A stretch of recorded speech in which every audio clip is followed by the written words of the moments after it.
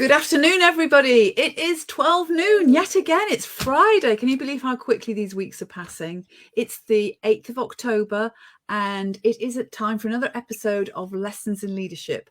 I'm Mary Gregory, and I'm really, really delighted. I'm always delighted to welcome my guests, but I'm particularly delighted today to welcome Shereen Daniels. Hello, Shereen. Hello, Mary. Thank you so much for having me. Oh, absolute pleasure, Shereen. And I feel like I've been drawn towards you. I keep noticing you on my feeds because I am following you on social media. And I think you impress me so much because you seem to be doing so much, is why I'm so impressed. And I'm really, really touched that you could join us here today. No, well, I'm pleased to be here. I'm ready.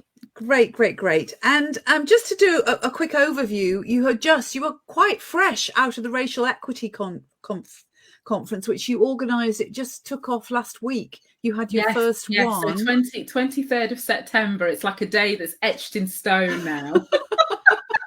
And the first conference, by all means, it sounds like it's a fantastic success. Yeah, I have to say, I was completely first conference I've ever run in my whole entire life. I'm not an event producer. I'm not all the things that they tell you to do when you do a conference. I basically ignored. Yes. So I was like, I'm going to do it my way. Don't do hybrid. Don't do this. Don't do that. Don't do this. And I was like, I'm going to do this and I'm going to do that. And then the feedback was it was beyond anything I could have ever imagined, in terms of what people took from the day. So yeah, still kind of coming down a little bit from that, but the day job continues, so yeah. Great. And so what is the day job compared to to when you're running conferences? What are you doing day to day? I know you've got like conversationalists, so I'm kind of hoping that set an expectation for me that we're gonna have a great conversation today. Well, I do try. So in essence, I'm like a professional talker. It's the best way. Professional talker about racism. Right. So as well as I rabble rouse on social media, which means I create and post content which is designed to share my perspectives but also to be quite challenging on this issue. I'm always very clear about the fact that I'm not diversity or inclusion or belonging. I'm here to make a difference around racism. Yes. So therefore all of my content and my creative expression is geared towards that. So that's what I do, is like Shereen the individual, I guess. Yes. And I do keynotes and other things, sometimes radio appearances and all sorts talking about this. But the main bulk of what I do is managing director of HR Rewired. So we're an advisory company that specialises in anti-racism and racial equity. So we're here to support senior leaders and HR teams and DEI teams to equip them with the tools and the confidence to be able to make meaningful change, even if they don't have the lived experience. So that's what I spend most of my time navigating. So I go from this world of kind of social media and, rabble rousing into, supporting CEOs and chair people across all different industries just to make a start, So if I was an HR director or a CEO and, I was conscious that actually we probably hadn't given this whole area of racism enough attention in our business. And in fact, when I look around us, maybe we're not even that diverse. How could you help me? I think the first thing is the bit where we start is not to dive into doing anything. And I know that sounds really counterintuitive, but some of the biggest challenges and I think the biggest mistakes that people make is they jump into taking action without actually understanding what the problem is. Mm-hmm. And understanding the problem can range from them not really understanding what racism is above and beyond overt behaviour. Yes. And you can tell the organisations that haven't quite gripped that, because you hear often we have a zero tolerance approach to racism. But if you understood what it is, you would know that that's actually impossible to have because of how it manifests itself. So that's one of the first things is, understand what the problem is. The second thing is understand how it manifests itself within your organisation. So the presence or lack thereof of how many Black people you have doesn't mean that you do or don't have an issue with racism. There's no correlation from representation is an output, in this context. It's not an input. So it doesn't matter. There may still be some elements that means you've got challenges that you need to deal with. Yes. And then the third place where we help to start off with is thinking about what does advancing racial equity and tackling racism mean as it aligns to your values, because it's the only way you can start to bed in the real meaningful work. Yes. If it's something that's just bedded into the DNA, if it's something that you think it's like a compliance approach, or you've got to do it because everybody's talking about it, or you've got to do it because your investors or your shareholders or pressure groups or the public or your employees are saying, what are we doing? You invariably will do things that look very tokenistic. So you're just doing it because it's performative. But more importantly, the bit where I'm so challenging is that you can also perpetuate more harm. So the very thing that the very problem you're trying to solve, you're actually making it worse. Because of the fact that you're going in thinking you already know and you know what to do, and I'll just do what everybody else is doing, and everybody else seems to be hiring more Black people, thinking that that's going to solve the issue, and that's not it. Yeah.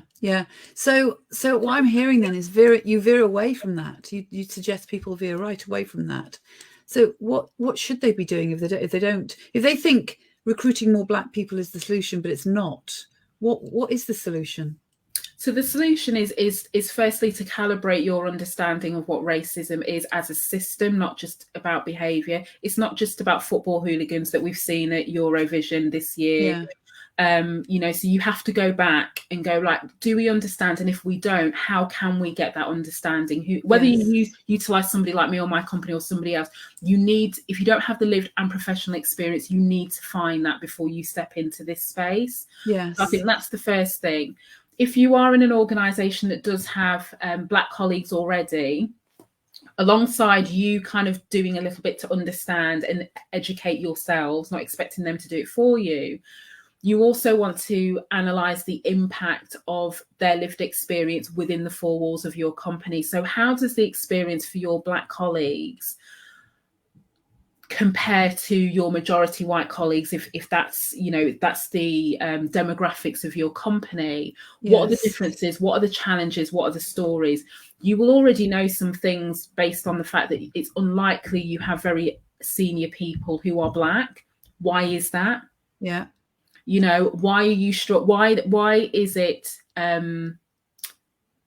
unchallenged that line managers can keep hiring people who look like them every single time and nobody asks the question? How is it that you have all white, in some instances male boards? Like, what's going on there? What's the issue with gender? What's the issue with race? What's the issue with other characteristics or identities? So you need to start asking some of these questions, because the answers from a leadership perspective will say, right, okay, we don't look good here, but we now start to have an understanding about at least where we are and where we're starting from.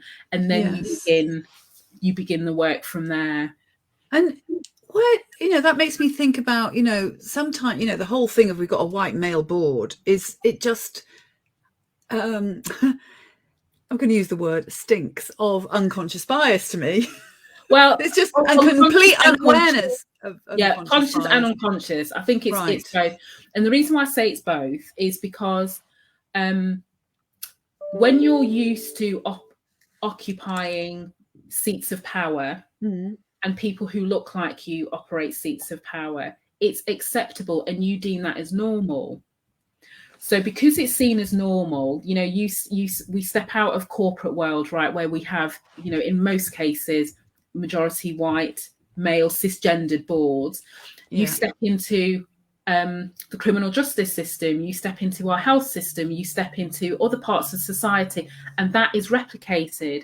So what that tells you is that's normal in the eyes of that. So therefore there's no problem, because if there was a problem, everybody else would be doing something about it.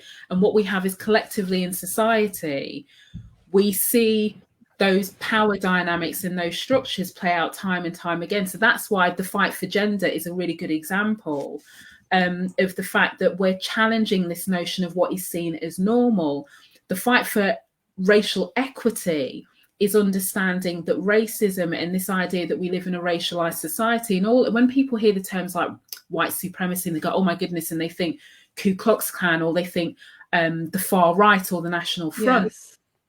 they're just manifestations of groups that have literally absorbed that mentality. We all live in a racialized society, and that's where white people, starting with white cisgendered men, are seen at the top, and then you get female white cisgendered, and then you go down and you go down. So it's all about proximity to whiteness. And then at the very bottom you have Black people, and at the lowest rung of the level you have Black women. Right, so imagine this as a spectrum. So it's not an absolute, it's not a black or white thing, even though it's a spectrum of that. And we see that as perpetuated in power structures. And, you know, the idea of leadership in this context, and this is one of the things that I try and get people to understand, is that when you understand the power that you have because of your gender, potentially, because of your ethnicity, because of your rank, so where you sit within the hierarchy of an organization, you have the power to make decisions about people that affect people on a fundamental level without you being directly impacted, but also without them being in the room. And so when you understand that context that we see in organizations is also played out in society, you know, the disproportionate health outcomes, the disproportionate sentencing that's given, you know, for people of different ethnicities, and, you know, you keep going all across. Yes. It all boils down to this this ideology that was deliberately created centuries ago that basically said, you know, the world has to be the playground for white men of a certain class. And the difference is that was a view of the world. Now, we can all have views of the world. So having that view of the world doesn't necessarily make it bad in the good or bad context. But what people have to understand is a view of the world became the view of the world. So then you does that make sense? So that then absolutely makes sense. And that's the challenge, because then all of the structures are therefore reinforcing a view of the world. And if you're going to design a system to benefit white middle-aged men of a certain class, even as time goes on and generations go on, the very fabric of society is going to reinforce that. So it isn't about necessarily who's racist or who isn't racist. Racism as a system only needs our silence, it needs our obedience, it needs us not to challenge power and authority and rank and privilege for it to keep going. And we know it works because it keeps perpetuating the same favourable outcomes for some people and consistent unfavourable outcomes for others. You know, and this is some of the depth of the conversations that traditionally is missed when you take a very broad inclusion, you know, even diversity, equity and inclusion very rarely in those open forums gets into talking about the roots of racist ideology or white supremacy and what that actually means, or patriarchy and the link between patriarchy and racism and how those two things are you know, offshoots of, do you see what I mean? So absolutely, these are the sorts of conversations that I've consistently had over the last, you know, 18 months. And so whether it's internal with companies and leadership teams, or whether it's publicly, because there's no difference, you know, it's context is different, right? But I'm very open with that. And I maintain that one of the reasons why we're still here struggling with this issue is because we're not having the conversations at the right level. This level is where we should be talking about issues of gender and issues of racism and issues of ableism and all of those things. But we've got to be brave enough to speak truth to power. And I think that's a challenge. Yes. Gosh, so much going on. I'm sorry, Mary. You know, no, it's fantastic. I've always got to take it there. That's one thing that you get with me. I can never keep it surface level. Well, that's fine with me. What I love the depth of it, but also it's complex. It just sounds so complex, and there's a tendency, you know, there's loads. I mean, I've got the blooming latest legislation around controlling demonstrations and things, because that's all about speaking truth to power. That concerns me, that actually there's stuff going on in our society in the UK, particularly, that is potentially going to be restraining people from being able to speak their truth. Correct. But I don't want to go down that channel. No, we won't. Today, what I'm really curious about, what the process I'm going through as you're sharing all this is, I think it's really, I love the stretch that you're giving me in this conversation. It's really stretching me. I'm learning a lot here. But I'm also I also feel myself going into an almost hopelessness. It's so big, it's so complex. How do we start to make a difference? So how I can hear what you're doing and the work you're doing with organizations, how that is making a difference. And it's very purpose driven, and it's fantastic. But for me, as a like Mrs. Individual here, or any other individual hanging around who's concerned about these things, I want to have an inclusive society. I have Black friends, I have Asian friends, my daughter's mixed race. I want to live in a world that is inclusive and diverse. Yes. What can I do as the average bod in the street to really make a difference with this? I think, well, the first thing to say is that, Mary, you and I know different, because when I started on this journey, it wasn't a professional career decision. It was, after the murder of George Floyd and the video of Amy Cooper in Central Park, so, the white woman who weaponized her race against a black man, all because she was walking her dog in a part of the park that she shouldn't have been.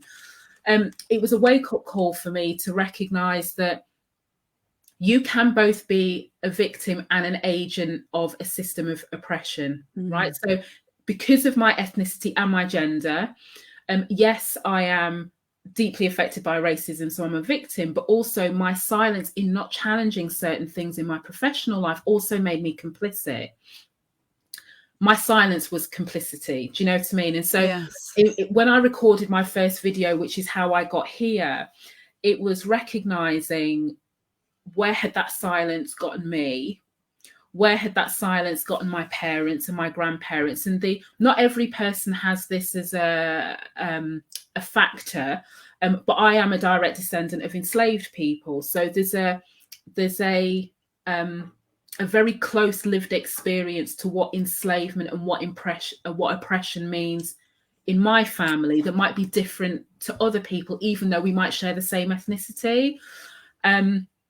And I just thought, with all of the, from a HR perspective, with all of the technological advancement that we have, the amount of knowledge, the fact that we're living in a global society now, not a localized one anymore, when we see how the world has changed since the pandemic and how communities have come together and how we've managed to do things, even within an organizational sense, that we've never been able to do, or we've said was a 5-year plan, and we managed to turn it around in 2, 3, 4 weeks, right? So the art of what's possible was there. And I was just thinking, so how is it then that we're still in this space, that people who look like me are still having our experiences erased by unintentional ignorance in some cases, right? And when people saying, I don't see colour and I don't see this and it's not an issue, how is it that we can occupy operational roles within society? So, there's many global majorities, my phrase, not ethnic minority, that's what I call us Black and brown and minoritized people. Many of us occupied roles that kept the economy turning when everybody else had the ability to work from home. So when you start to understand the impact of coronavirus, it really showed up disparities, not only in health outcomes, but where people were in terms of living wage individuals, the types of roles they had, and where did the privilege lie, So when you start to look at all of that, and I just remember thinking, like, I won't swear because I know we're like live, but I won't swear, but I do remember thinking to myself, like, that's not good enough. Like, because I've got 2 children. My eldest daughter is Black. My youngest daughter is half Black British and half Estonian, so she's Eastern European. And I'm just thinking, so when they grow up, the 2 of them look very, the color of their skin, literally the level of melanin they have is very different. So one daughter is going to have an easier ride in society the way it's constructed now versus my eldest daughter. So when they're talking to me around the kitchen table about their experiences in the world of work, how am I going to navigate that? How is my white partner who's Estonian going to navigate that? But also, how am I going to make sure that that conversation doesn't even need to be had? Do you know what I mean? So it came from a very personal place. And so, recorded one video and off you go. So the point that I'm making in sharing that story is I didn't wake up, rabble rousing, as I call it. I woke up being deeply frustrated and reaching the end of my tether. And I just said, I cannot be passive in this. And so there was no blueprint that I had to follow. I just went with my passion. And my thing was, I didn't want people to unsee me. Yes. So you're going to hear me. Even if only 5 people hear me, I'm going to record this video. And I thought, well, sod it, I'll just carry on recording videos. So off I went, you know, and like 200 plus later and, you know, all the rest of it. But I just remember thinking, like, I felt silenced for the majority of my professional career and in society. You're not going to silence me anymore. Yeah. You know, you're not going to silence me. You're not going to erase my lived experience because you feel uncomfortable in hearing me and people like me talk about racism. So, like, I'm going to keep doing it. And so that's how I started. So there are micro things that we can do to make a difference. We can challenge. We can ask questions. We can pass the mic in the same way that you're doing with me, Mary. You know, you're giving me a platform to talk to people who may not ordinarily never engage with somebody like me because they might have felt too uncomfortable about hearing the subject. So that's something that you know that you can do. You can even whether it's in the organizational context or in wider society. And if you're asked to do certain things and you step into spaces where the majority of people look like you, well, you can start putting some conditions on your involvement in certain things. So it's kind of like, well, I'll do this, but hold on a minute. What are you doing to diversify this room? Because I can't be coming, you know, if it's just all, I'm the one token white female, for example, or you know, vice versa, right? So all of these things, it's about everyday decisions and everyday questions that you can ask that disrupt the unconscious nature of some of the rhythms and routines that we have because we've just got used to seeing it. Does that make sense? It does make sense. And there is, I mean, I think questions are so powerful, particularly when they're asked from a place of curiosity rather than judgment. And I like the way you say, you know, even though it's unconscious that this might have happened, but ask that question. And because I also find that when you do ask questions, people are like, oh God, I haven't even thought of that. It's they take offense at it. It's like, 100%. And I, when I do like keynotes and forums and listening forums and things, and one of the things that I share is we all have work to do in this space, irrespective of skin color, gender, whatever. It's just that the work is very different because we all will have a very different relationship with racism. Some of that is about personally how we lean into this, but other parts of it is about how society operates and therefore how we fall part of that. Because and I'm going to broad generalization, I know, but for a lot of white people, they've never seen whiteness as an ethnicity. This idea of race and ethnicity has applied to everybody else, not them, in the same way that when we talk about diverse hires, it's black and brown people that are labelled as diverse, not white people. So by the assumption of that is white people are normal, which is why you will never hear me refer to anybody as the diverse hire. You will hear me say teams or organisations need to diversify, but I will never label people diverse because I'm born in the UK. So I can have somebody, John, we both went to the same secondary school. He will have a rung into the organisation that I won't because I'm called a diverse person. And the only difference is our skin colour or our ethnicity. So when you start to really unpick how we other what's seen as normal, that's when you start to go, goodness me, that's how racism, that's where it sits. So to say we have a zero tolerance approach to racism doesn't work. It can't do because we've got all these facets in society that also manifest themselves within organisations. So you kind of have to want to go down the rabbit hole and know it is a rabbit hole. So I still learn. I'm still here learning. And you also have to understand that your ignorance is no longer a get out of jail card. So you have to take responsibility for that. Yes. You also have to understand that you won't get it right all the time. I don't, I still, make mistakes. I still, even if it's not in this space, I've got somebody on my team and I had a call with them earlier and I misgendered them. Gender non-binary, just in conversation, correct it, move on. You're going to make mistakes. Yeah.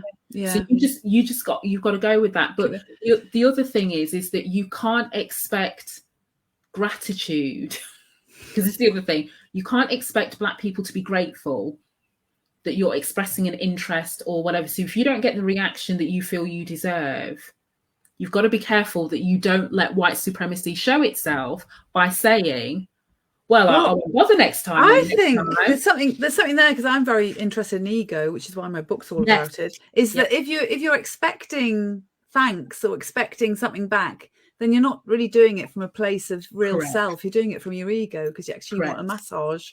You do. You want to feel better.